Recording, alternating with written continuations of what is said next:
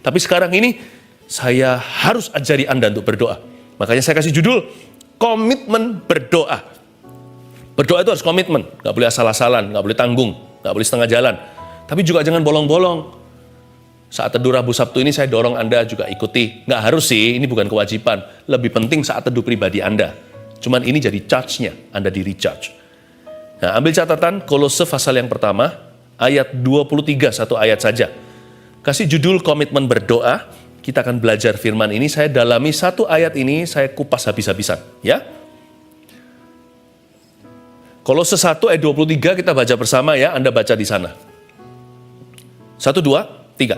Sebab itu kamu harus bertekun dalam iman, tetap teguh dan tidak tergoncang, dan jangan mau digeser dari pengharapan Injil yang telah kamu dengar, dan yang telah dikabarkan di seluruh alam di bawah langit, dan yang aku ini Paulus telah menjadi pelayannya. Baca sekali lagi 2, 3. Sebab itu kamu harus bertekun dalam iman, tetap teguh dan tidak bergoncang, dan jangan mau digeser dari pengharapan Injil yang telah kamu dengar dan yang telah dikabarkan di seluruh alam di bawah langit. Dan yang aku ini, Paulus, telah menjadi pelayannya. Paulus menulis sebuah surat kepada jemaat di Kolose. Di dalamnya terkandung pengajaran bagaimana berdoa. Ya, bagaimana beriman juga. Nah, saya ajarkan sekarang gimana sih komitmen doa itu. Yang pertama, ditulis di sini, sebab itu kamu harus bertekun dalam iman. Bertekun, katakan bertekun dalam iman. Bertekun dalam iman itu dia. Iman harus tekun. Iman itu bukan sekedar percaya. Sebab ada berkat tertentu dan jawaban doa yang harus dengan sendok kesabaran untuk mencedoknya. Jangan salah ya, kalau makanan kuah jangan pakai sumpit, nggak dapat apa-apa. Ya kan? Karena itu kalau kita taruh kalau kita mau ngambil sup juga jangan pakai sendok teh, lama. Harus pakai sendoknya sirup, bukan sendoknya sup. Untuk diambil sekaligus, supaya berapa kali udah penuh piring itu. Nah, jangan salah.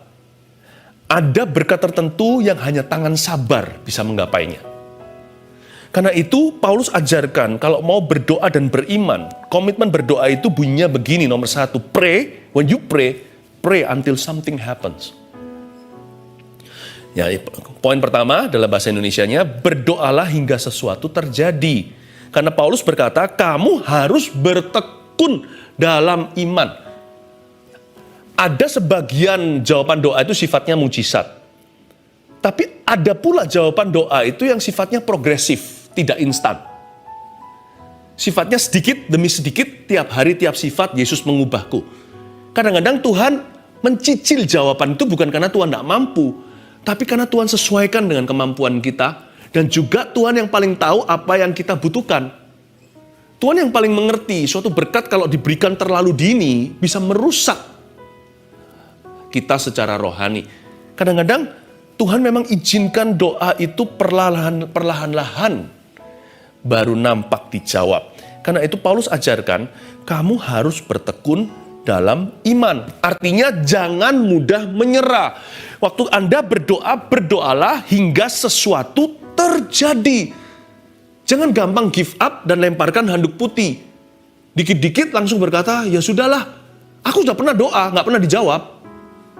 Berapa kali berdoa?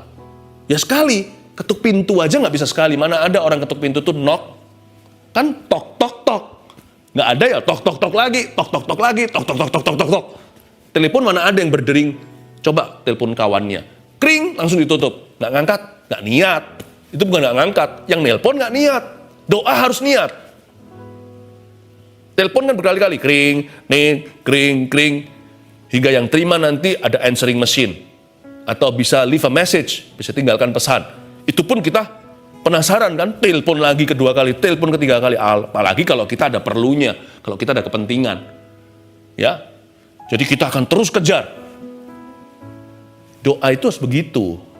Komitmen doa terletak pada kesungguhan. Doa harus bertubi-tubi, bukan karena Tuhan tuli. Tapi iman kita harus penuh di tabung panah. Iman itu bukan Tuhan itu mencicil jawaban karena Tuhan nggak bisa menjawab sekaligus. Tapi iman kita harus utuh ketika meminta. Nggak harus besar sih, iman itu bukan size. Iman itu biji sesawi. Iman itu bundar, bukan besar. Imanmu jangan ada coelnya. Imanmu jangan setengah jalan. Harus separuh, atau crack, atau retak. Iman kita, meskipun kecil sebesar biji sesawi, biji sesawi itu tahu nggak seperti apa size-nya?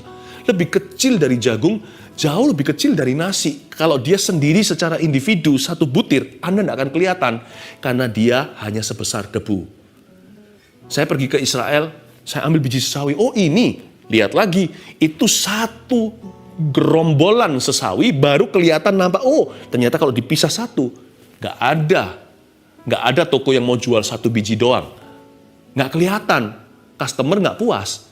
Karena itu ditaruh di satu kantong sekaligus. Tapi masing-masing biji sesawi itu bundar-bundar. Imanmu harus utuh. Karena setelah doa dijawab, kalau Anda tidak memulainya dengan ketekunan meminta, nanti setelah dijawab, Anda tidak menghargai. Atau setelah dijawab nanti, sifat kita nggak berubah. Kita dapat mujizat, tapi nggak berubah sifat. Nanti kalau iblis datang untuk menantang kita lagi, kita mudah kecewa dengan Tuhan. Yang Tuhan kehendaki bukan hanya jawaban doa, tapi supaya iman anaknya disempurnakan. Iya kan? Hari-hari ini kita minum obat kalau kita sakit. Tapi yang penting juga lifestyle, bukan? Yang penting juga daya tahan tubuh atau imun sistem kita. Jadi jangan hanya kita masuk terus pil-pil nggak keruan. Banyak orang hanya mau terima jawaban doa, tapi nggak mau diubah sifatnya. Iman itu dua sisi. Iman itu pedang bermata dua. Satu, jalan ke kasih karunia, Roma 5. Membuat jawaban itu tiba, mujizat juga. Tapi iman juga menggarap hati kita dalam kelemahannya. Membuat kita tadi yang lemah, tak berdaya, menjadi kuat. Karena itu iman disebut pedang, karena yang memegang adalah prajurit dan tentara. Saya mau ajak Anda untuk tambahkan ini, karena ada berkat yang lahir dari ketekunan. Di bulan Agustus ini, sekarang kita masih di bulan ini. Di bulan bonus dari Tuhan Yesus inilah gitu kira-kira saya namakan bulan di mana kita berada. Dibutuhkan ketekunan. Ada berkat tertentu yang Tuhan berikan kepada tangan yang tidak menyerah. Kepada tangan yang tekun dan rajin. Ada berkat tersendiri dari sorga. Ya, yang pertama tadi saya ulang lagi. Karena Alkitab mengatakan di sini sebab itu kamu harus bertekun dalam iman, berarti kalau Anda berdoa, komitmenlah, berdoalah hingga sesuatu terjadi. Kemudian selanjutnya, tetap teguh dan tidak bergoncang. Jadi bukan hanya kamu harus bertekun dalam iman, tapi juga harus tetap teguh dan tidak bergoncang. Kalau tidak bergoncang berarti ada goncangan. Kalau tidak bergoncang berarti dia sedang digoyang imannya. Ya kan? Itu dia. Yang kedua, tulis dulu di catatan Anda. Berdoalah sekalipun tidak terjadi apa-apa. Atau belum terjadi sesuatu. Pray even though nothing yet happens. Makanya Paulus kasih nasihat di sini. Kalau mau komitmen all the way. Ya kan? Komitmen all the way. Tetap teguh. Jangan KO. Jangan WO. WO itu belum perang udah nyerah. KO itu 2 ronde udah rebah. Terus lanjut. Seperti dulu saya nonton satu film itu Rocky atau apa, petinju. Pukul jatuh, berdiri lagi sampai ronde terakhir. Akhirnya musuhnya yang capek pukulin dia. Tetap teguh itu artinya pukuli bertubi-tubi, bangun lagi, bangun lagi, bangun lagi. Pokoknya even though nothing yet happens, I'm not winning yet, aku belum menang, tidak ada sesuatu yang terjadi, belum terjadi sesuatu, nggak nampak titik terang. Aku akan berdoa dan berdoa terus, berdoalah, berdoa melulu. Itu dia. Kenapa Tuhan suruh kita tidak boleh, kalau sesuatu belum terjadi kita nggak boleh kecewa. Yang paling umum apa ya? Dosa yang paling umum itu bukan mencuri, membunuh, bahkan bukan berzina. Lebih banyak orang yang merasa kecewa sama Tuhan. Kok enggak jawab doanya? Satu, sana punya hak apa untuk kecewa sama Tuhan? Saya juga nggak punya hak kecewa untuk Tuhan. Tuhan hutang apa emangnya? Ya kan? Kenapa Tuhan nggak gini? Kadang-kadang kita buat salah. Lalu setelah itu kita minta tolong sama Tuhan. Lalu kita salahkan Tuhan sekalian. Wah, betul-betul dia adalah anak domba Allah. Anak domba dijadikan kambing hitam. Emangnya Tuhan suruh kita berhutang? Emangnya Tuhan suruh kita serakah dulu investasi sembarangan? Lalu sekarang kita jatuh, kita kecewa sama Tuhan. Bukannya Tuhan yang sudah memberitahu. Kita jangan berambisi untuk cepat-cepat, lekas-lekas, instan jadi kaya. Tapi tangan yang mengumpulkan perlahan-lahan, kata Amsal. Alkitab mengajarkan jangan sampai kita jatuh dalam pencobaan. Lalu setelah orang itu jatuh, orang itu kecewa sama Tuhan. Bukannya harusnya Tuhan sebaliknya harus kecewa sama dia. Dia melanggar firman Tuhan. Firman jelas-jelas bilang, ada satu orang berzina, lalu setelah berzina sekarang gak karuan, hancur rumah tangganya. Dia kecewa sama Tuhan. Haknya apa? Bukankah Tuhan berkata di dalam 10 perintah Allah, jangan berzina. Dia melanggar Tuhan, harusnya Tuhan yang kecewa dong. Tuhan aja gak kecewa, Tuhan rela mengampuni, mau bantu. Kita hak apa kecewa sama yang Maha Kuasa? Belum terjadi sesuatu Tuhan dalam hidup saya. Aku doa gak didengar. Aku sembahyang ketok pintu gak ada yang buka. Nothing is happening. Tidak terjadi apa-apa. Belum terjadi sesuatu. Jangan kecewa. Kecewa itu juga suatu bidang usaha loh. Kecewa itu juga memerlukan energi. Kenapa nggak pakai energi yang sama untuk terus mengetuk pintu sorga? Terus berdoa, terus rendahkan hati. Terus mengejar wajah Allah, mencari wajah Allah. Terus datang sujud di tahtanya. Kenapa tidak demikian? Berdoalah ketika belum terjadi sesuatu. Atau berdoalah sekalipun tidak terjadi apa-apa. Jangan-jangan gunung itu Anda sudah sampai kepada jawaban doa itu sudah dekat. Tinggal beberapa langkah lagi. Nah gini loh, kalau kita itu berjalan dari jauh kelihatan gunung, kita masih setir di highway atau di jalan tol. Wah itu gunung, nanti kita mau mendaki itu. Kelihatan. Tapi waktu kita sudah mendaki gunung itu, paling tidak minimal waktu kita sudah ada di kaki gunung itu, kelihatan nggak gunungnya? Nggak kelihatan. Mana? Mungkin anak kita berkata, Papa, mana gunungnya? Loh, kita sedang berada di gunung ini. Oh gitu, tadi naiknya pelan-pelan, menanjak. Kan nggak curam begini, mungkin jalannya muter-muter gini untuk naik ke gunung itu. Lalu mungkin anak kita yang masih kecil nggak ngerti dan tanya, Papa, mana gunungnya yang tadi kita kelihatan? Kok nggak kelihatan? Nah, kamu sedang di atasnya. Mungkin kadang-kadang sesuatu nggak kelihatan terjadi apa-apa. Waktu doa kita seolah-olah nggak dijawab, justru kita sudah dekat pada jawaban. Mungkin belum terjadi sesuatu. Kita teriak-teriak rasanya hampa. Jangan-jangan waktu kita teriak tadi itu kelihatan. Ini yang aku mau, jawaban doa ini aku harapkan. Aku bawa pergumulanku pada Yesus. Setelah teriak sekian lama, setelah menjerit-jerit kepada Tuhan, berseru-seru padanya, mana ya? Jangan-jangan tanpa kita sadari kita sudah ada di kaki gunung yang kita akan segera mendaki ke Bukit Sion namanya. Jangan-jangan kita sudah berada di hadapan jawaban doa, tapi belum diberikan, hampir nyaris saja. Betapa bodohnya kita jikalau kita berbalik dan berkata, aku kecewa sama Allah. Satu, yang saya katakan tadi, apa hakmu dan hakku untuk kecewa pada yang Maha Kuasa? Kenapa Tuhan disalahkan? Tuhan tidak berbuat kok, dia yang dituduh. Tapi bukan hanya itu saja. Betapa konyolnya kita. Hampir tangan kita itu mendapatkan apa yang harusnya kita peroleh sebagai ahli waris janji Allah. Tapi nyaris lagi pas sorga membuka pintunya. Waktu dibuka, kita sudah tidak ada di depan. Kita sudah pulang ke rumah kita, masuk ke gua kita, menangis terseduh-seduh, dan mengutuki Allah Bapa yang mengasihi kita. Jangan sampai itu terjadi. Makanya itu Paulus ajarkan, tetap teguh ya, dan tidak bergoncang. Jangan goyah. Tetap pegang, bukan hanya pada pendirian, tapi pada iman yang kau yakini. Janji Tuhan tak akan gagal.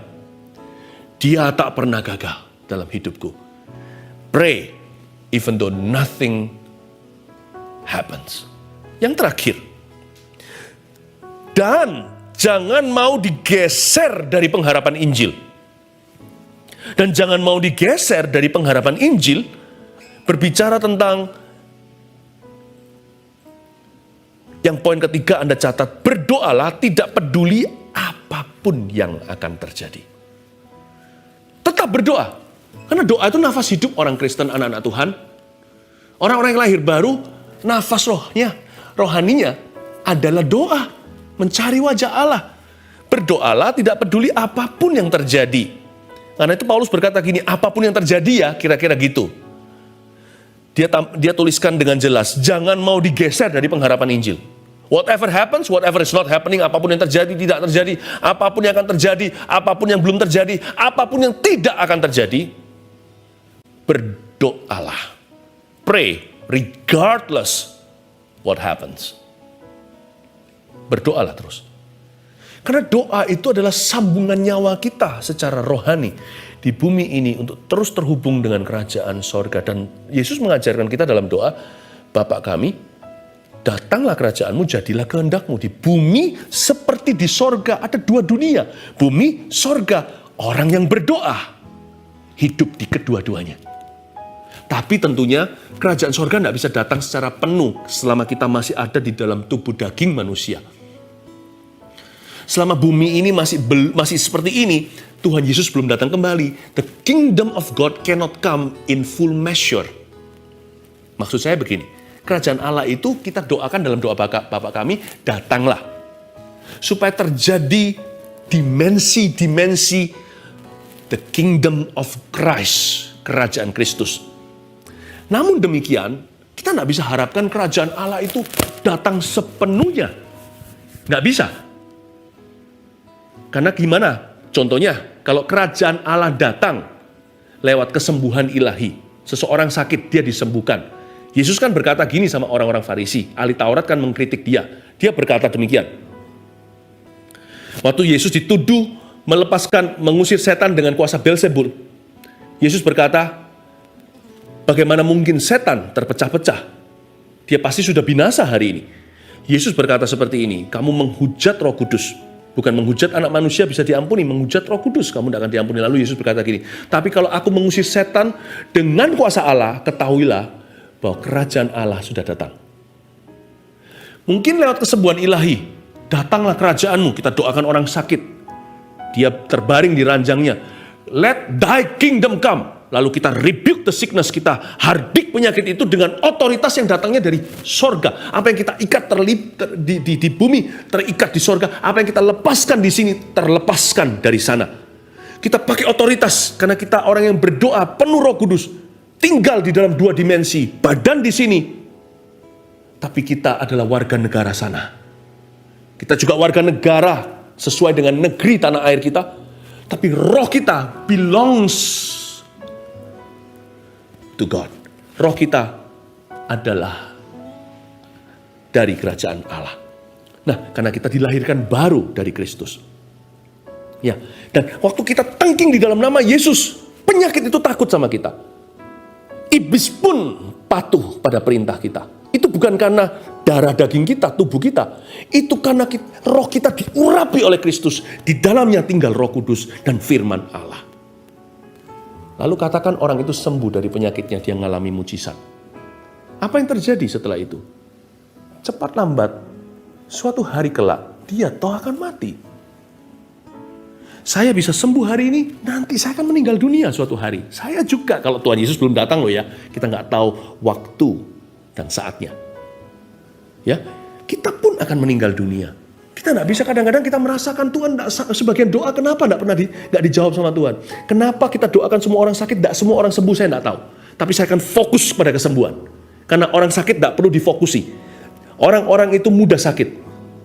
Tapi kalau kita berdoa untuk kesembuhan, kita berdoa sesuai dengan janji Allah.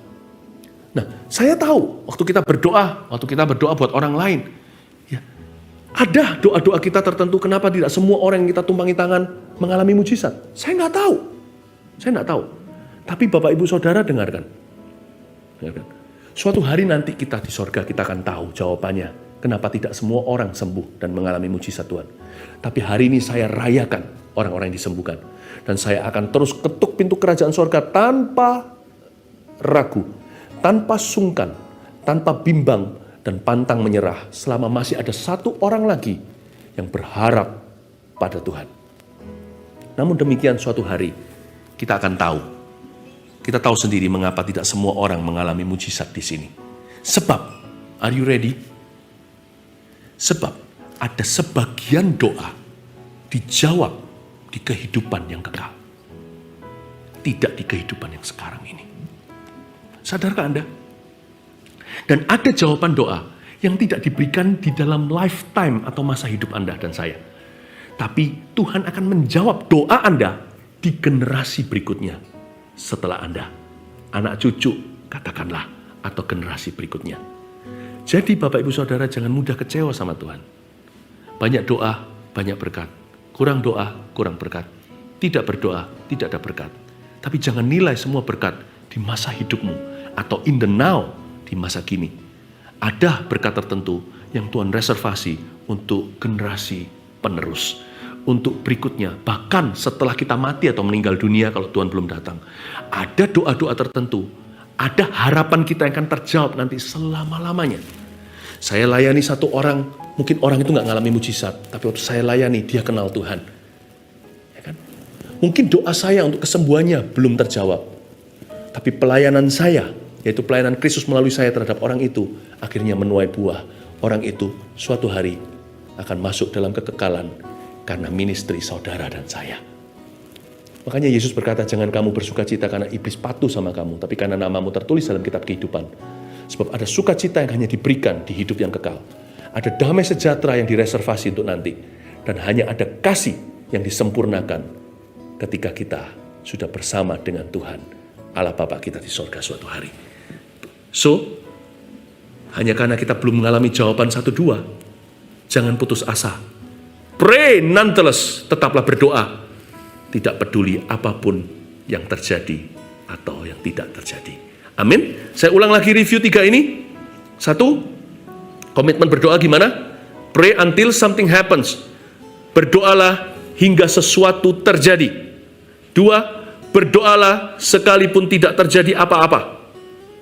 3, berdoa tidak peduli apapun yang terjadi. Amin.